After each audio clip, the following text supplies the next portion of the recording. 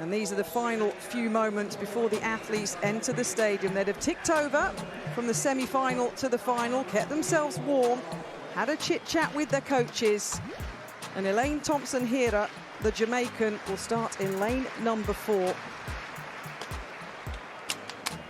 She's never won an individual Commonwealth Games gold medal. She's never won an individual Commonwealth medal of any colour, ELAINE Thompson Herah. And in just a few moments' time, she'll line up with 7 other athletes from the Commonwealth to try and change that statistic. Representation, of course, across all of the nations. The fastest women in the Commonwealth are ready to rock and roll. Can England's Daryl Neita win a gold medal? Can Thompson Herah win the gold medal? Will it be Nigeria's night? The Bahamas, St. Lucia. Here's your start list. The women's 100-metre final start list, lanes 1 to 8. And the whole of super fast times were done in qualifying. Only one athlete went under the 11-second barrier. That was England's Daryl Neita.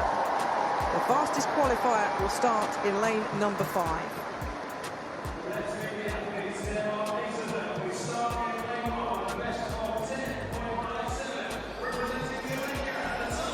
Well, the pyrotechnics go on.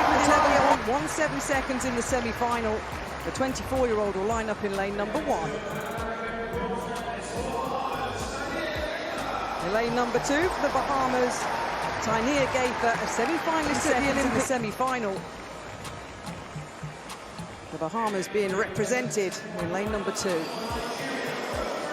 In lane number 3 for Nigeria, Rosemary, 9 seconds at her best, just outside 11 seconds to qualify for this semi-final. 5 times an Olympic champion. She starts in lane 4. Qualifier, 10.90 seconds. The second fastest British woman of all time. Starts next to Thompson Herah in 5. In lane 6 for this final, 11.04 seconds, 10.81 at her best. Lane 7, Zoe Hobbs in New Zealand, 11.15 to qualify for this final, just shy of her lifetime best. And completing the lineup in this women's 100-metre final, the Nigerian national champion. 11.06 in the semi-final, 10.97 at her best. So the women's 100-metre final, White, Gaither, Chukwuma, Thompson Herah, Neita, Alfred, Hobbs, Unawacha, silence falls across the Alexander Stadium. The final event here at 9:45 here in the UK. Gold for Jamaica, or England, or Nigeria. 8 athletes, 1 race, 1 Commonwealth gold medal.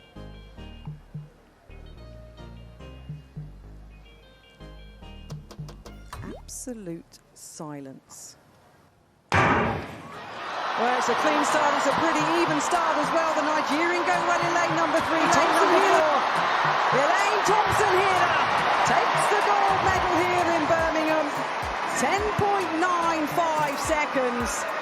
The 5-time Olympic champion, the 100 and 200-metre champion in Rio and Tokyo. Never won an individual Commonwealth medal at all. Takes the gold here. The second all-time delivers here in Birmingham, confirmed as the gold. Let's keep an eye on the positions in terms of silver and bronze.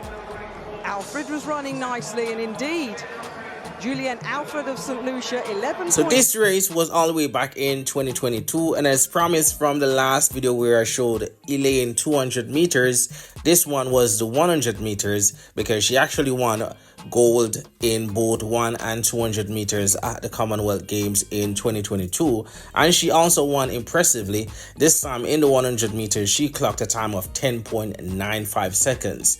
Yes, so ELAINE literally dominated the Commonwealth Games, and as you would have heard, this would have been ELAINE's only Commonwealth medal, individual medal at that. So definitely this would be a great achievement for her. But in terms of the lineup, she actually beat the now Olympic champion, Julian Alfred. But at that time, Julian Alfred wasn't as fast as she is now. That time she was just getting there. She had just dominated on the college circuit, so she had a very long season and still competed at the Commonwealth Games. So we have to commend her on that, because we know the college circuit basically starts all the way back in January, and she was competing all the way in, I think it was September at that time.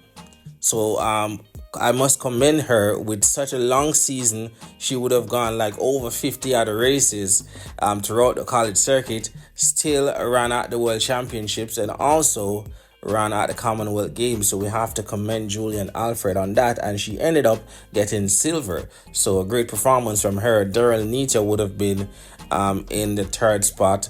Great performance for her at that one. But Elaine dominated from start to finish.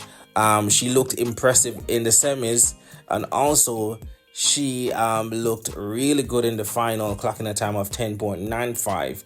So even though some of the big hitters in women's sprinting wasn't in that final, it was still competitive, and Elaine did dominate throughout the rounds, dominate the final, and it was a great performance from her.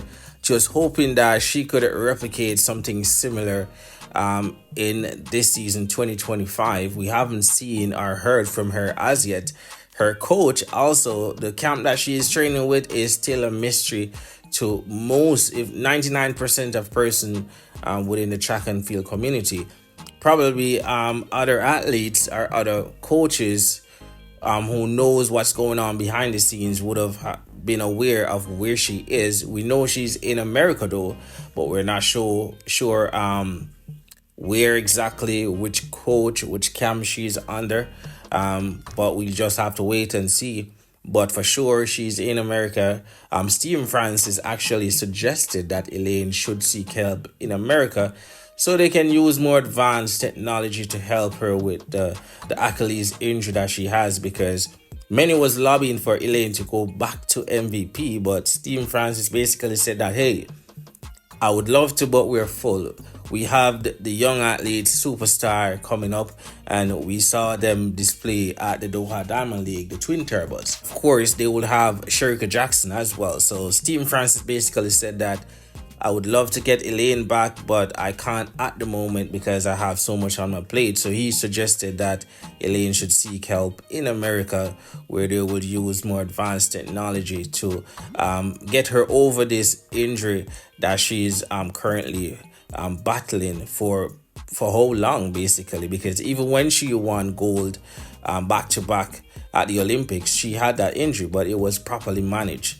But everything just started going downhill since she actually left MVP. But we're hoping for the best for her this season, and we'll keep y'all posted. But feel free to leave y'all thoughts on this one in the comments. Thank y'all for watching yet another throwback. Remember, if y'all new to this channel, please go ahead and subscribe. That way you get all the updates in track and field.